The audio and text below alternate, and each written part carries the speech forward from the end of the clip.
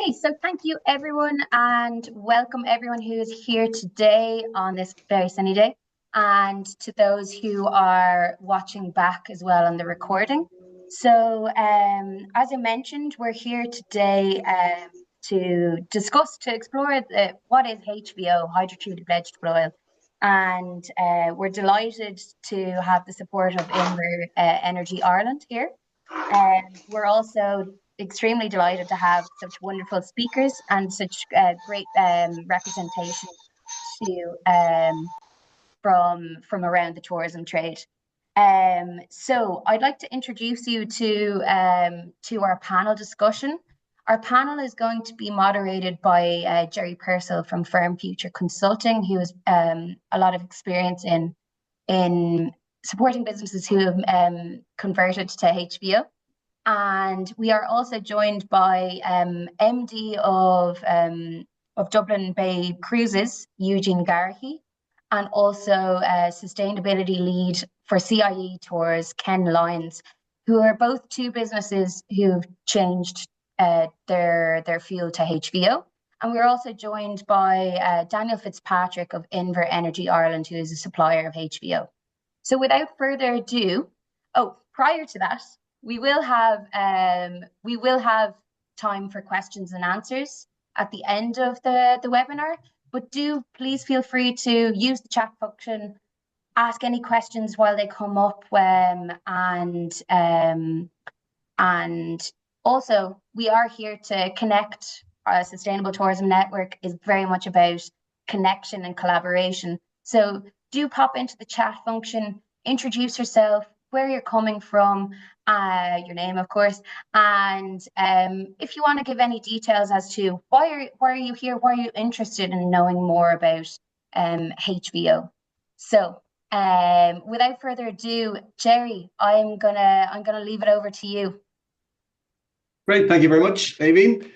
And a special thanks to you at Sustainable Tourism Network for hosting this, because it's probably an underappreciated and under talked about topic certainly in the tourism sector. And as a tool for decarbonisation, I think it's something that merits a little more analysis and a little more study, and hopefully that's something we'll accomplish today. I hope it goes without saying that neither I nor STN that I'm aware of have any vested interest in HVO in any manner or means, beyond really wanting to see it be used as another tool to help decarbonise the Irish tourism sector in the short term, which is something it's able to do. And obviously Irish tourism is aiming to reduce its emissions considerably. They have a target of 45% reduction in emissions by the end of 2030 over a baseline year of 2018. So, we're going to need all the tools we have available. It's 45% is a big number, and that's an average over everybody. And there'll be some businesses who can achieve more and some businesses who can achieve less, depending on their individual characteristics and the time frame. So this is definitely, I think, something for those of you with transport or heating in your business model as a big cost item and a big emissions item. This is something worth thinking about.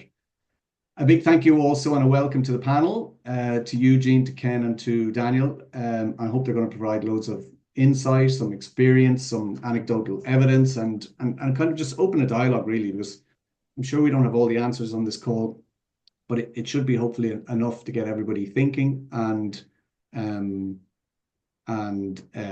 starting to consider the possible benefit of HVO as a bridging solution. And I'm going to use that phrase bridging solution probably a few times in the call, because we're talking about the possibility in the short term, and to a fairly large extent, to use HVO to decarbonize certain parts of our businesses. But we're aiming for a world at zero emissions, and HVO isn't, and I don't think ever really will be, a zero emissions alternative. So we're looking at this as something that we can implement in the short term very quickly with relatively little outlay, with a view to still keeping our eye on the big picture transformations that a lot of our business have to do as the business model allows it and the costs and technology barriers and all the rest come down. So what is HVO? Well, it's hydrotreated vegetable oil, and straight away we're into a misnomer because it could include animal fats and animal oils as well in the raw material. So it isn't really hydrotreated vegetable oil all the time. But it's the hydrotreated is the key part. That's what makes it a distinct, unique biofuel. That's not the same as biodiesel. It's not the same as FAME, another word for biodiesel. It's not the same as bioethanol or biomethane. It's a biofuel in its own right with its own characteristics and its own production method. And it's that production method that's kind of become, I guess, more sophisticated in the last number of years, which has helped uh, create what is, a drop-in fuel now for as a substitute for diesel or heating oil. To the degree that it has manufacturer backing, it's so highly refined that it's 100% blend is possible. You substitute it 100% for diesel or for heating oil, which is not something you can say of most other biofuels.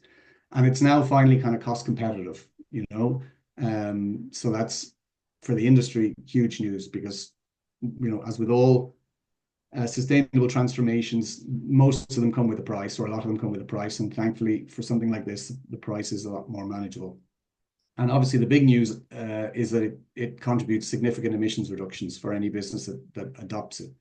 A, because the raw materials are typically waste or byproduct oils from other processes. So could be vegetable oil from cooking, could be used cooking oil. It could be uh, olive kernels. It could be waste oils from processing. It could be tallow or fats from the animal processing industries. It allows for a very kind of agnostic and broad range of inputs. So that makes it a really kind of interesting fuel compared to some of the other biofuels that are out there. And the other big good news story is the tailpipe emissions or the exhaust emissions in heating are really vastly lowered, so that the air quality and the carbon emissions out of an engine that's burning or a heater that's burning, a boiler that's burning HVO is significantly reduced. Um, we're going to focus today mainly on it as a transport related fuel, and that's not because we're disregarding it in a heating system, but realistically in a heating system, it's a drop-in alternative for heating oil. Literally, you just drop it in as an alternative for heating oil. And there are plenty of suppliers out there of the product, including Inver, who are here today and supporting us. And so we're going to focus more on the transport side of things, and partially that's because with heating, there are not that many as a percentage oil burning boilers out there compared to maybe other technologies. And because there are already kind of zero emissions or close to zero emissions alternatives for oil boilers out there, heat pumps, air and ground heat pumps, PV, biomass, bio LPG, a host of other alternatives. And I guess finally, there's a lot of grant aid and support going towards heating in terms of getting supports from the state to change your heating systems and to go for something more low emissions, which is not something that can be said in the transport sector. There's kind of really an absence of supports in the transport sector, and so we're going to kind of focus on the business case for transport more so.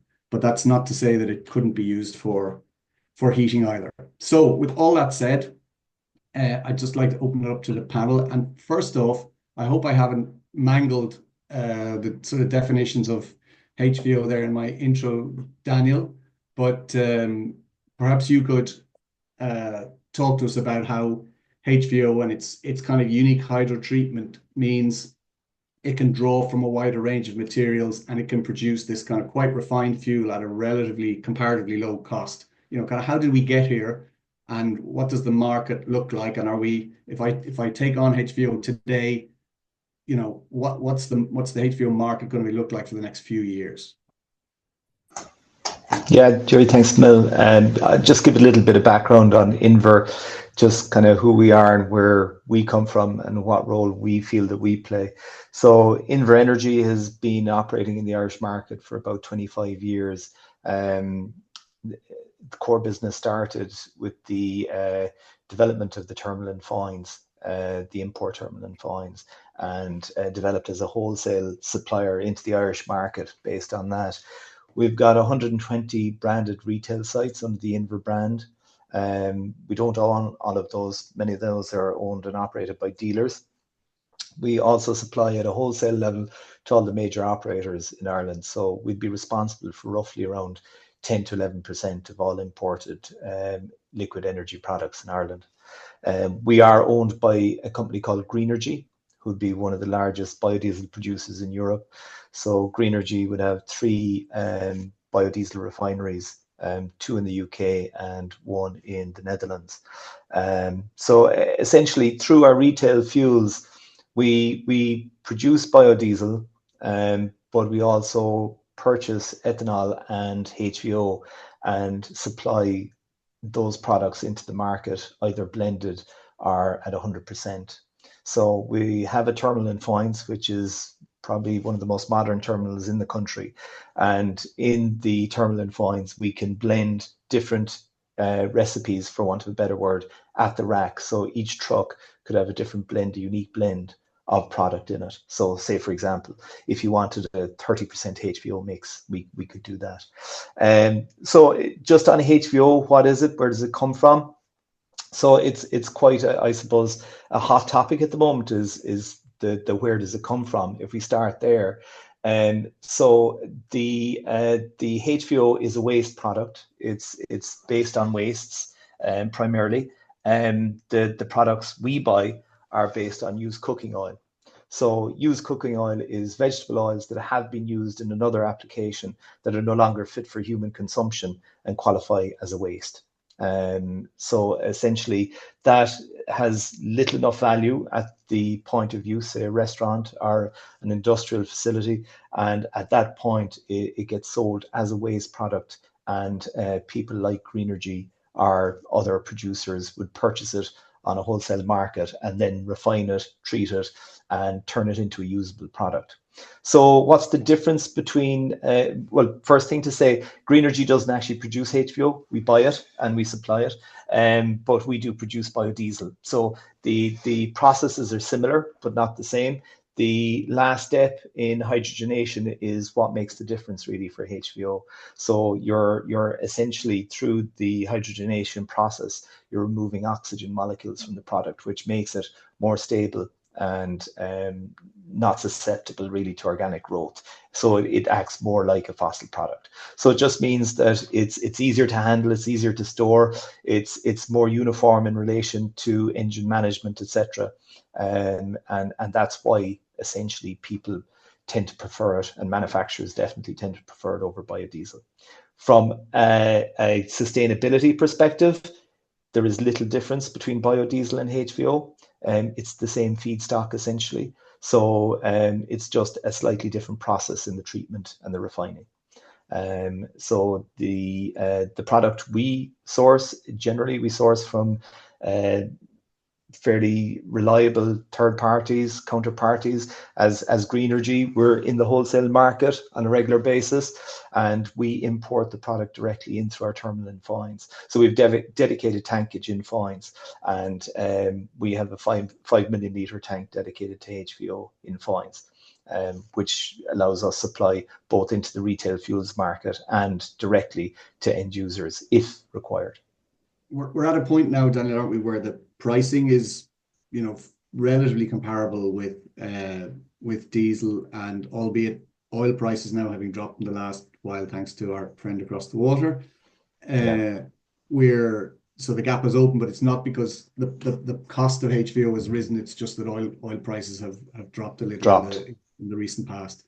And what's the dynamic like in terms of the price of HVO, kind of looking, I guess, medium term? We may not be able to have a long-term view, but at least medium term, how does it look, sort of supply and cost? So this is a tricky one, right? Because the market in Ireland, and it's something I don't necessarily support 100%, but the market in Ireland has incentives in relation to the type of biofuels that are placed on the market.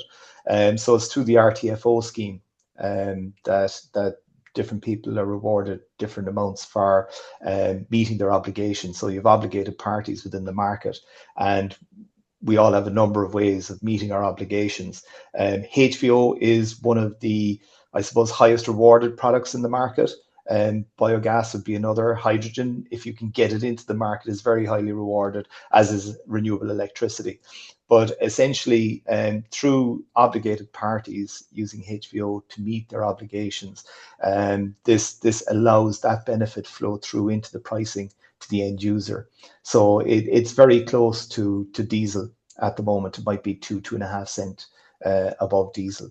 Now, there is a caveat that if, say, for the reporting requirements internally with companies, that you want to have a proof of sustainability certificate that comes with the product, then essentially you'll pay the undiscounted price, which would be, say, 18 cents above diesel.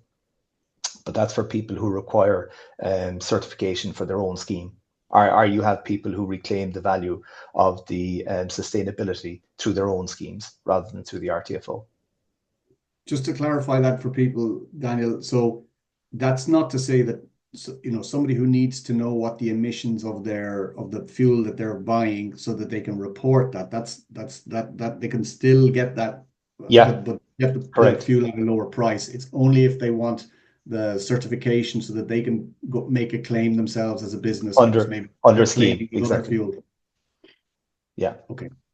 Just to clarify that. So on that topic, emissions reporting is now kind of, I don't think there's anybody probably on this call who either isn't in maybe the Fulch Ireland Climate Action Plan or in another certification program, maybe with STN, or being a large company under the reporting directive, kind of being asked to report on their emissions.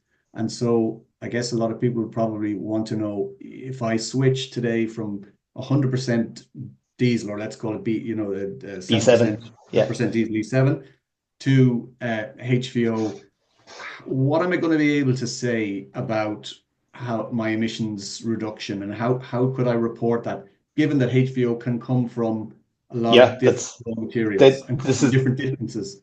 The great answer, right? It depends. That nobody wants to hear. So essentially, every cargo that we bring in of HVO will have a proof of sustainability certificate with it that will outline what the specific GHG characteristics of that product are. And a lot of that depends on what the feedstock is, where it's coming from, how it was processed. And from within that, you will have the calculations of your GHG reduction. That basically can be used as the real reduction. So we essentially provide that information to the end user to say, this product that you've been provided with, these are the characteristics as from the proof of sustainability. So this will allow you to calculate your actual reductions according to the proofs of sustainability. It might be a good time to move across the panel. I mean, Eugene, you're somebody in Dublin Bay Cruises who take people out in Dublin Bay and give them a different view of the city on your vessel. Would I be right in saying, you've been kind of increasingly preoccupied about the impact of your business, from an environmental point of view, and maybe calculating your emissions was a bit of an inflection point or a reflection point on your part to say, we could be doing things better. Yeah, I suppose going back a bit and just outlining where I'm coming from and where I have come from. So I was born and reared at the Cliffs of Moher in Doolin, and I come from a fishing background. And I remember, it was about 1988. We were fishing under the Cliffs of Moher for salmon, and we were fishing with nets, monofilament nets, I can say now. It's far enough behind me, but and like we as a byproduct of our catch, every day we had dozens of birds that drowned in the nets as well, the puffins, razorbill, guillemots. And there was always a question in my mind about this thing. But luckily, in 1989, the government, through the EU, through the government, came out with an incentive to get out of fishing and into tourism. So we did that at the time, 1989. And around the same time, there was a lot of focus on the Cliffs of Moher and the Burren and etc. So at that time, the Burren and Cliffs of Moher Geopark, it was designated a geopark. And a lot of people got involved in the sustainability aspect of that's going right back to 1991, 92, going back to the sustainability of the area, of the community. And through people like Tina O'Dwyer, who now runs the tourism space. And we learned a lot down through the years. And then I find myself starting 11 years ago in Dublin Bay and straight into another UNESCO designated biosphere. And of course, we were running the St. Bridget, which was twin engines and guzzling diesel, as there was and is no other way in a lot of cases to run these businesses. But the temptation is and was there to go bigger and faster and all of this kind of stuff. But the pressures we're getting from tour operators and from hoteliers and from corporates, and now there's a questionnaire that comes out with a lot of those inquiries. What are you doing? What's your sustainability program? What's your climate action program, etc. So, a couple of years ago, we decided to join the Fáilte Ireland. There were so many different agencies out there promoting sustainability. So, I mean, we had all of the information within ourselves. It was a matter of kind of joining up with somebody and getting to a stage where we could get a structure on our sustainability, and we were into the getting rid of all plastics and just going glass and aluminium and recycling and water and wastewater. And then we started pumping our sewage into the main sewers and cleaning up our act in Dublin Bay, but we were still burning diesel. So we looked at, I was in Norway, I looked at electric power. It's not there yet. It's okay in fjords and places like that, inland waterways, where you can have some element of safety if you get a breakdown. But at places like the Atlantic or Howth Head is notorious for rough weather. So you need a security and safety, and we hadn't, with hydrogen, hadn't arrived, electric wasn't really there. So it was a blessing when we started looking into biofuels. So we then adapted the policies of the circular economy completely, line, hook and sinker. And as part of that, with the Fáilte Ireland Sustainability Programme, the Climate Action Programme, and HVO, we decided rather than buying new boats or new engines, we're buying into this, slowing things down and giving people a more immersive experience. Now, not everybody that's in this business can do that because they have destinations to go to, they have timetables to keep. But for us, we have an hour tour for everything we do, or 2 hours, so we can go much slower. And it was ideal for us because we now reduce down our speed, we reduce down our revs, we're burning HVO, and it is just a godsend for us. There are issues of supply around the country. There's no doubt about that, and I think others will speak about the supply issues. But for us, we have supply, our security in Dublin, so it was a blessing for us. And by doing that, it's not measured yet, but we believe that through what we're doing, we may reduce. We certainly will. I mean, the EU and the Irish government have committed to reducing their CO2 emissions by 50% by 2030. By doing what we've done this year, we will exceed that, and which is very comforting. And it is a very good marketing tool for us because we can now respond positively to inquiries, and we can show that not by words but by actions that we're doing what we're doing. So it is a godsend for us, to be quite honest with you. And we're getting a very, very positive response to what we're doing. Again, in the shipping ferry business around the Irish coast, it will not suit everybody. And we upgraded our engines as part of our circular economy policy. Rather than replacing the engines, we remanufactured our own engines and gearboxes. And for us, we have a 10-year project. The boat is fit for 10 years now with low emissions, and certainly it answered. The HVO was a blessing for us. I mean, when you think the emissions reductions are in the order of 50 to 80%, and we can talk about that number, Daniel, and we could talk about it with other providers of HVO if any of you get in contact with them. And as I say, even from delivery to delivery, that number could change. But we're talking about very dramatic emissions reductions, not just as a result of it being a waste product, but also out of the tailpipe, out of the exhaust of the engine. I mean, sulfur 90% less SOx, as they call it, the sulfur oxide and sulfur dioxide. 85 roughly less particulate matter coming out of the engine as a result of using HVO. Carbon monoxide, 60%, 65% less carbon monoxide. Probably the outlier is NOx. So nitric oxide and nitrogen dioxide. They're not really affected massively by using HVO, so there's still a concern, and why it could never be a zero emissions solution. But you can see from Eugene's example of how so quickly an emissions reduction that's he's already ahead of targets could be achieved. And you can see it's not discouraging you, Eugene, at all, is it, from doing other things, and improving your sustainability in other ways. It's not a sort of a one-shot deal for you, but it's been the one that's probably had the most dramatic effect. Would that be fair to say? Yes, and as well as that, it has prompted us to become active members of Birdwatch Ireland, of the Dublin Bay Biosphere, and I think it is a kind of a step from where we were into something that's very exciting. And look, the way the world is, and what we're listening to and what we're seeing all the time, you'd wonder at times, and you're kind of scratching your head and wondering what the hell is going on. But I think it's pretty clear. The science is telling us that we're not going to change the world, but we can change our actions. And by changing our actions, in our case, by action rather than words, we can say with confidence that we're doing as much as we can. We still have to sustain our business. We still have to market our business. We still have to collaborate with our local other businesses, with agencies.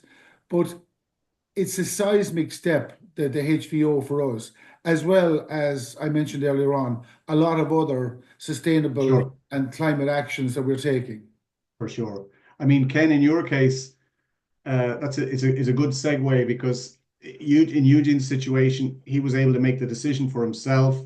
It took quite a lot of work in terms of upgrading his engines, and not that that's necessary for HVO, but it was part of his whole philosophy of kind of circular economy and decarbonization. But in your case, the decision wasn't entirely in your hands to do this. So you, as a tour operator, you say, right, I'm convinced, Ken Lyons, I'm convinced I want to bring HVO into the decarbonization plan, but I've got other people to bring on board. So how did you go about doing that?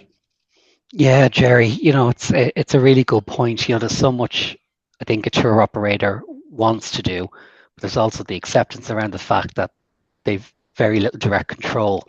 It's in partnership with their preferred partners to make it a reality. So we decided in 2024 that we would approach one of our transportation providers to see if they would be interested in trialing HVO. Okay, so we weren't going in mandating, and that was key. But we said to them, this is one way that we can take action now to reduce our emissions. But we need you to come on board. Now, there was and remains some narrative by some quarters around HVO. So we had to face and address those challenges last year. One is around its impact on the engine. So there was a concern that it could lead to sludge buildup, clogging of filters, and potentially a corrosive element as well. That there might be less mileage per litre of HVO used versus traditional diesel. And they were two of the main kind of narratives around the time that we approached our transportation provider. We'd gotten reassurance, we'd sought reassurance from the engine manufacturers themselves, DAF in this case, and they said, no, that's not the case. You can, without any adaptation, adopt HVO with no negative impacts that have been described on the engine. So ultimately we said, well, the only way for us to know firsthand is by trialing. So we said we'd go small. So we picked one tour in 2024 that we'd use HVO. We also, Jerry, said that we would absorb the cost differential between the use of HVO versus traditional diesel for this trial, because we felt that that was fair, because there was a perceived risk from the coach operator to say that they were going to use HVO. And we said, but we want to see this happen, so we'll absorb that cost in this trial. So as a result of the use of HVO on this trial, we covered approximately 28,000 kilometers. We used 5,924 litres of HVO.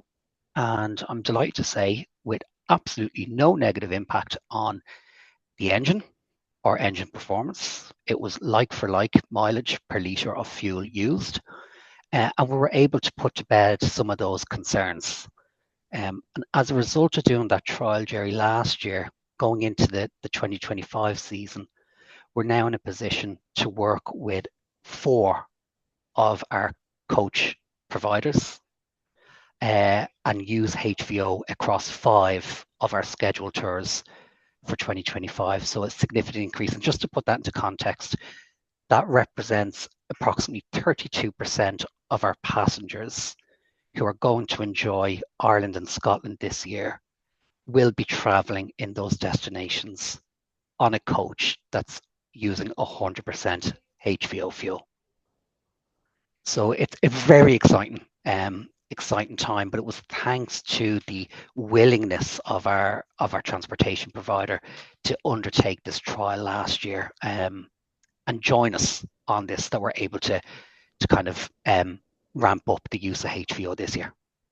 What are you going to do, Ken, about the emission side of things? About what sort of level of emission savings are you going to declare internally, and what are you going to say externally, and how are you going to manage that side of things? Yeah, Jerry, you know me, I'm like I kind of, my preference is to do rather than to talk. So I'm more interested in the action rather than the marketing of the action. And I've managed to ensure that that's been the approach adopted internally here. So while there was some activity done to share the good news of the use of HVO last year on a trial basis, it was done in a relatively modest way. In terms of how we are going to account for the GHG emissions, technically, as per our proof of sustainability for the fuel used last year, we could be able to declare an 86.8% emissions savings, but we are not going to do that because we feel there's additional elements that need to be taken into consideration. So we work with an external partner when it comes to our carbon emissions calculations, and they're currently working on our 2024 calculations, and they're suggesting that the savings that we will be able to record and stand over from our use of HVO will stand in the region of between 65 and 70%. I mean, that's no mean number in itself. Do we really think that a passenger is going to kind of go, well, if it was 80, I might have taken the trip, but seeing as it's only 65, I think I'm going to stay at home this year. I mean, it's a really, so if you stop and think about it, it's in one fell swoop, like a really, really significant carbon. It's the most significant area we can have an immediate impact in. That's it. It's not to take away from all of the other great work that we're doing and that people on this webinar are doing. That's all vitally important. But the likes of Eugene and what we've done here, this is the most significant action we can take at this point in time in terms of reducing our emissions from what we do. Now there is a cost difference to this. It's not depending on your supplier and depending on whether you need the certificate of sustainability, that difference could be bigger or smaller. And a real anomaly here is that the diesel rebate scheme gives 7.5%, I think it is, back to hauliers and passenger transport vehicles in Ireland, and yet HVO, which is something that ostensibly we're heavily promoting as at least a temporary solution to fossil fuels, attracts the full rate. So do you think, both Eugene and Ken, and I'll come to you, Daniel, now in a second, but do you think both of you that your decision and persuading the stakeholders around you would have been easier to make had the the VAT rate been different and there been little or no price difference between diesel and HVO? Would that have helped? Would that have smoothed the discussion? I imagine it would have quite considerably. Yeah, like for us, absolutely. If there was a cost parity, would have made our conversations last year a lot more straightforward. We were looking at, in terms of last year's pricing, we're looking at a 16 cent per litre differential last year. And we're estimating, and this is not to say that HVO is going up or whatever, it's just with diesel becoming more affordable. We're looking at approximately 21 cent per litre differential this year.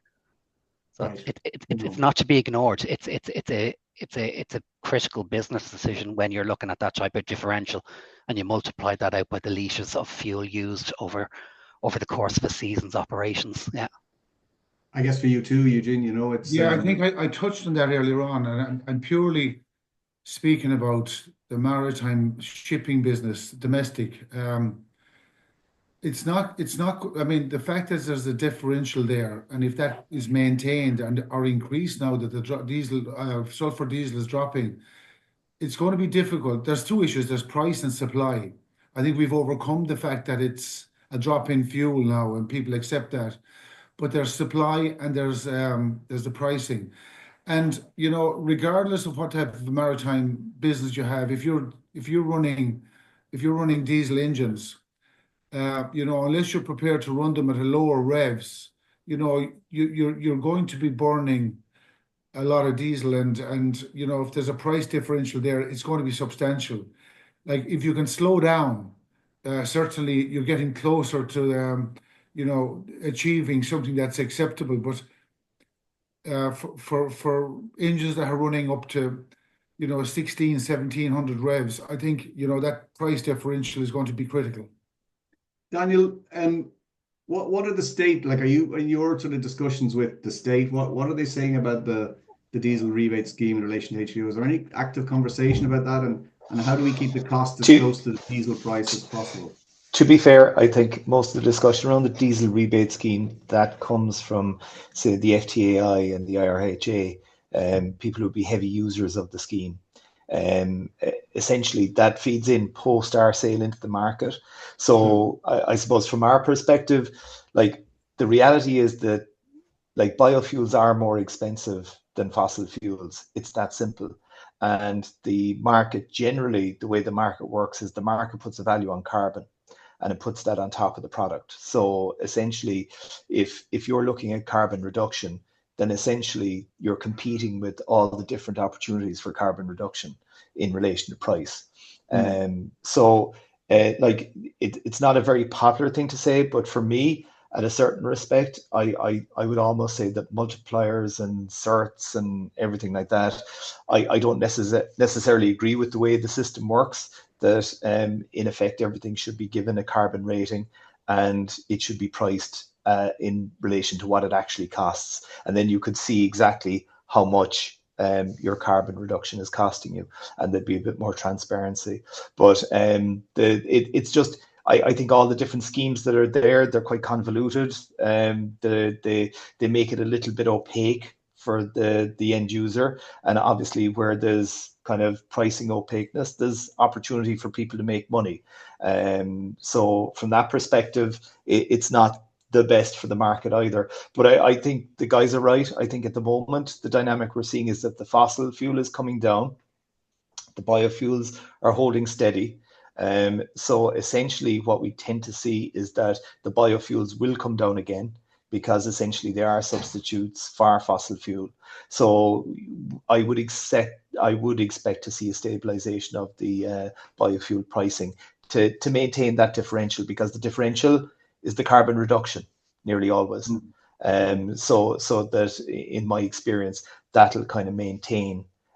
So the biofuel, I would expect the biofuel prices to track down with the diesel, lagging, no doubt, but to track down. Yeah. Could I ask you two supply-related questions, Daniel, that I'm sure some people are wondering about? One is the competition for supply. People are, if we're thinking about long-term. Great question. Right. Great question. No, do you want to start? Are people going to start blending HVO into diesel or petrol, and therefore it not be available in its 100% form? Or is the aviation industry going to snaffle it all up, or some other country going to buy it all up? Yeah, what's your view there? It's the unknown basically, right? But it's everybody is looking for all the tools to meet very challenging goals or targets. And so there's a 2% sustainable aviation fuel target in aviation fuel this year. So that you've probably heard SAF and whatnot throughout the media. That essentially is HVO. So the feedstocks will be diverted. So if you get a big push in aviation, that could make HVO more expensive. Marine fuel, Eugene, you are probably well aware of this, that the marine obligations are increasing in commercial marine traffic. International marine traffic is going to be required to have a biofuel element within as well.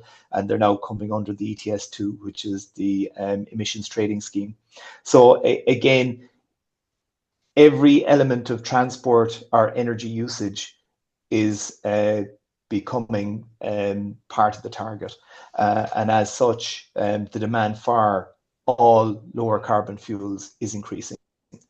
Would it be fair to say, Daniel, and I know... and this could potentially... Sorry, I just got a bit chopped there. Go on. Sorry, There's probably a little delay. I was just going to ask, would it be fair to say that the supply, HVO being a little bit more agnostic about the kind of raw materials it can accept into the process, has a good chance of finding more and more feedstocks internationally? I mean, if you think used cooking oil here in Ireland, I don't know how sophisticated a recovery scheme there is here in terms of liters. I don't, I'm not as into the detail as that, but I imagine not just that, but the waste byproducts of lots of food related processes are not 100% exploited to the point that HVO is already, from a supply point of view, creaking at the seams, and we have to kind of now divert into fuel crops and the like. I would imagine internationally there must be still huge potential resource there, given how agnostic HVO is in terms of what it will accept. There is potential, I suppose. Listen, it's one of the most contentious parts about all biofuels is the legitimacy of the feedstock, right? And this is something that we're all challenged with, is that if you put a value on a waste, then essentially people will try and turn the waste into that value. And the more valuable the waste becomes, the more incentivized people are to collect it. But the flip side is the more incentivized people are to misrepresent waste, our virgin product as waste. And we're seeing elements of that too. Now, this isn't unique to liquid biofuels or HVO. This is the same in all, say, electricity, biogas, everything. Like a biofuel needs to have a level of security around the feedstocks and around the legitimacy of the feedstocks. And that's a very hot topic at the moment within the industry. And it's something we're very focused on. So to say that kind of supply is unlimited, that's untrue. Supply is limited. There's plenty more of it to be had, no doubt.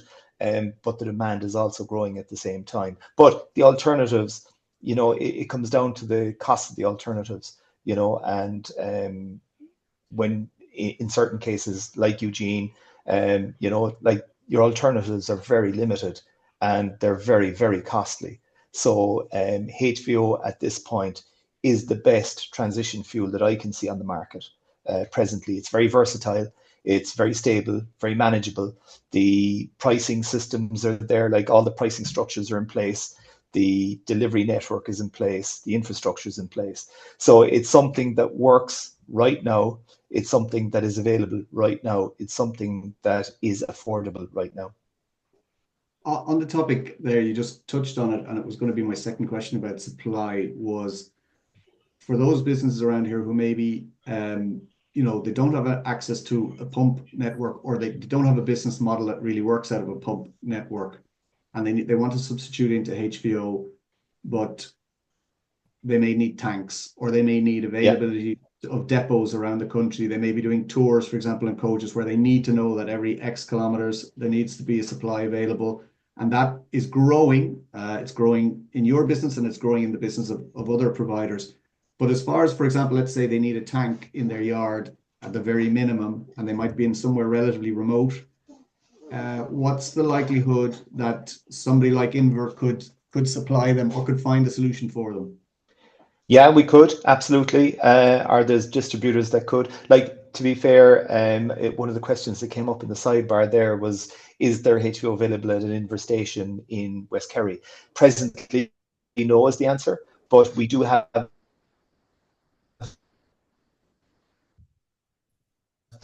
So actually, that's probably a good point. We're 10 minutes before closing time, and we were thinking about getting Aveen to sing a song, but instead of that, we might go we might go to the chat Can you and hear me? ask some questions, and see Hello? if anybody's got anything they would like to contribute. Just one thing, Like frozen. Jerry, if you don't mind. I think Sorry. the reason everybody's on this call here today is because they're aware and probably accept the scientific evidence that we're in a dilemma. We've overstretched over the 1.5 degrees climate change. And I suppose everybody's here is looking for a solution. That's why everybody's on here. And I think the two issues that everybody should be bringing up with their local TD is, the main issue, because I know that Dan there is just going to address or has addressed availability, but the pricing. And I think a lot of it is duty and VAT related. And I think everybody here, I mean, obviously they're interested in using HVO and it will reduce their carbon emissions substantially. But I think every single person that's on here should be tapping into their local TD and asking them the question like, yes, we're here to reduce our emissions. Can you bring the price down on an equal basis to my heating oil or my diesel fuel or whatever? Yeah, I mean, I think we sort of touched on it at the outset. It seems to be a backwater, if you like, of the sustainability drive, in that there isn't much in the way of supports, there isn't much in the way of incentivization coming from above, and yet it's an opportunity for everybody to make a really short-term impact, a big impact in the short term. And it might not be a permanent impact. It might be an impact that just allows you reach a point where your the barriers you have to going to a really zero emissions technology start to come down, cost barriers, technology barriers, whatever they might be for your particular business. But in the interim, you're not sitting around twiddling your thumbs and tinkering at the edges. You're actually reducing emissions by maybe 2/3 or 3/4 or whatever yours might be. And so it just seems like a no-brainer that some kind of support, probably financial support in terms of tax, would make a huge difference in providing impetus to all the people that are on this call and all the while. Could I just add something there? Could I just come in on that for a second, Jerry? Because there's a bit of misunderstanding around the carbon tax on the product. So the people are getting a diesel plus price, right? So diesel plus 2 cents. And that diesel price that they're being compared to does include the carbon tax for the diesel, but the carbon tax is not being charged as part of the HVO price. The duty element, really, I think Eugene is spot on. The duty element is the largest element. That's roughly 46 cents per litre, which is it's a big chunk onto the price of the product. Very good. Any other questions there, Aveen, we can handle while we're... Yeah, there Anne just asked there, Daniel got cut off when he was talking about the supply. I was wondering, would you be able to repeat what you were talking about? You were mentioned that if there was demand for... Yeah, absolutely. So listen, we're a demand-driven business. So if people really want the product in a location, then we'll do everything we can to get it there. We deliver all over the country. Now we tend to do the larger drops, but we have distributors who do the smaller drops as well. We work with a range of distributors. But if there's demand for forecourt lead provision, we can do that too. and we've done kind of tank in yard solutions for people as well. Now, listen, we're not unique. All the major retail providers are rolling it out in their forecourts as well, primarily towards the trucks and larger vehicles. Great, thanks. We also have another question in relation to cost. So Anne asks, how does the cost compare with subvented marina diesel? And did you pass it on to the customer on a boat tour? I think that was to Eugene, potentially. No, no, we haven't. Apart from the normal adjustment of prices, we've taken it on board. I mean, I am pushing hard to the Department of Finance to address that discrepancy between fossil fuel and HVO. But no, we haven't passed it on. We openly, I can say that we have discussed putting a carbon reduction cost at the end of our booking, but we haven't done it yet. We're working hard on the price with the Department of Finance and trying to get some concessions there, but at the moment it's on deaf ears. So we're taking a fairly sizable hit, but we are slowing down. So we're trying to compensate for it by slowing down, even from 1,300 revs down to 1,100 revs. So there are ways, of course, as I said earlier on, it's not the only thing we're doing to become more sustainable. So we're working on a lot of fronts. Yeah. Yeah, that's great.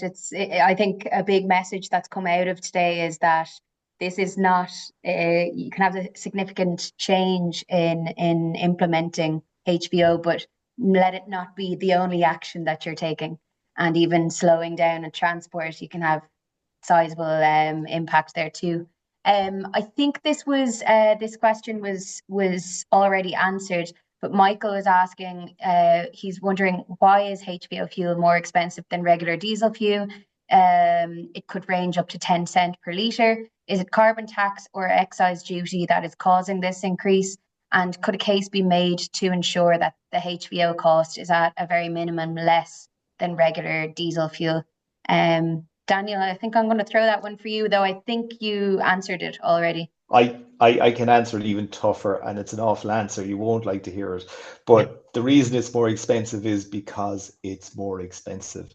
On the international market, to buy HVO is today probably about 3 times more expensive than diesel.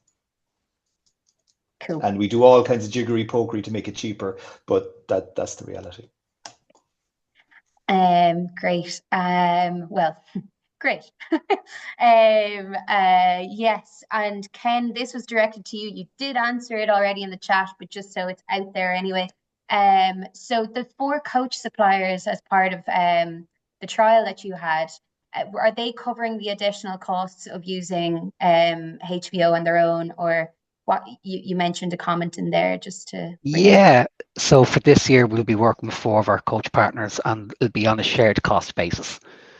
So the additional cost of using HVO on those tours this year will be shared between us and our coach transportation providers. Great. And Elizabeth has asked, does the government provide any incentives, like a reduction in carbon tax compared to diesel? Daniel, will I throw that one to you? Yeah, so yes, so there is no carbon tax charged on HVO, and it does offer extra incentives under the RTFO to encourage its use. So that does make it cheaper as well.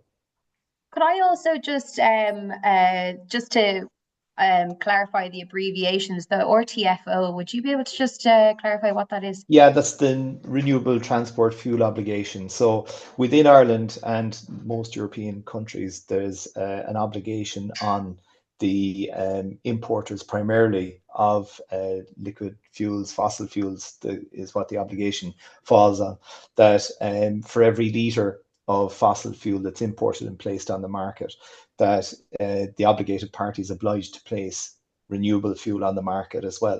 Presently, ours is one of the highest in Europe. It's running at 25%. So how the obligated party meets that obligation depends. But one of the ways of meeting that obligation is through placing HVO on the market. And the cost of meeting the obligation then is reflected in the price, that the benefit of meeting the obligation that way is passed on to the end user. Great. We've come up to the time, but there are two small questions in here. Well, they may not be small, but I just wanted to acknowledge them. So in relation to I suppose performance, does HVO perform well in cold weather? Is there any impact there at all?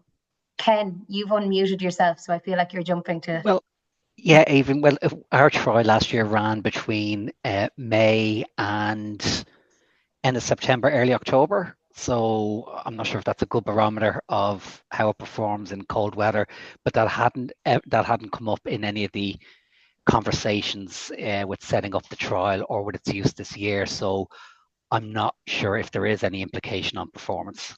We actually use it in our own fleet and right through the year without any issue. Great. And just a final question from Paula. So going back to cost, could the cost, like the extra cost, be related to a lack of supply in the market at all? The cost again, right? This is the non-answer, right? It's supply and demand. That's what sets the cost. It's an internationally traded commodity, and we're price takers, and the price is set essentially in Central Europe as to what it is, and that's what it trades as. If demand drops, the price drops. If supply increases, the price drops. Or if either of those are reversed, the price will probably go up. Yeah, just like your reference to the fact diesel's coming down, so you're visualizing that HVO fuel will eventually come down too. Exactly. Could I ask a question, Dan? What's the HVO supply within Ireland, the production of HVO within Ireland? What's the pipeline? The production in Ireland is through Whitegate. So Whitegate is the only location that produces HVO in Ireland. But again, it's kind of like everything's integrated. So tallow that's produced within Ireland from the beef industry, that is bought by HVO producers who actually export the product from Ireland to produce HVO externally, and some of it may make its way back in or not, depending. So it's literally within the refinery in Whitegate. I think they have the potential to produce 10% of their run as HVO, given availability of feedstocks. And is there anything in the pipeline in terms of expanding beyond Whitegate in terms of production of HVO facility? Not at the moment, not that I'm aware of, not within Ireland. Like if you think about it, like Ireland is a small market, so if you were putting a production facility anywhere, you probably wouldn't put it in Ireland because our market is so small. You'd put it somewhere closer to a larger population and then take the cost of exporting to Ireland. Be probably more efficient. Very good. Well, listen, I hope everybody has learned a lot today. I feel like I have, and I'm moderating, so that's always a good sign. And I hope everybody else has too. It's not a silver bullet. I think that's kind of one of the big takeaways of the session. It's not a silver bullet, and there is a certain cost attached to it. But when you stack it up against other possible alternatives in terms of decarbonizing to a big degree and quickly in the sector that we're in, there really are very few tools available to you that could do as much as potentially HVO could do for you in transport and heating. So certainly something to consider in your sustainability plans, I think. So I'm going to hand back to you, Aoibhinn, to close up. Yeah, for sure. Thank you all so much for joining us today. And yeah, absolutely an extremely informative webinar. Thank you to our moderator, of course, Jerry, and to our generous speakers giving up their time and everything. So Dan, Ken, and Eugene, you're great. And this recording, it will be available on the members area for our members. Non-members, if you ever get a fear of missing out and want to join this network, you're very much welcome. So we have lots of resources there on our members area, and supports available there too. It's great to have this conversation opened, and it's a topic that we've noticed even within our membership, that there's been a little bit of doubt and confusion. So it's just been fab to have this a nice, open, transparent conversation. So thank you for your time, to each of the speakers, to each of you for attending, and to Inver, of course, for their support. And we'll pass on any details in relation to Inver if you want to get in touch with Dan and the team. So I think I'll close it with that. Hopefully I've gotten everything Thanks, there. guys. Thanks very much. Thanks Have a a lot. good day and See enjoy ya. enjoy the nice weather. Thanks so much. Will do. Thank you. Thank you. Dan, I think Eugene had a question for you for when we're closing anyway.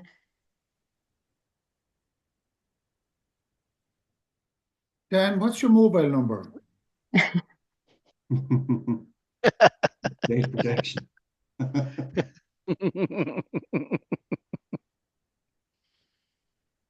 think he's gone, isn't Is he gone? I can get in touch with him anyway and pass it on. Yeah, Thank do you. that, please. Thanks for Okay, that, guys. Evine. Thanks, Jerry. Oh, Thanks thanks a lot. very much. Nice to meet you, and we'll talk to you soon.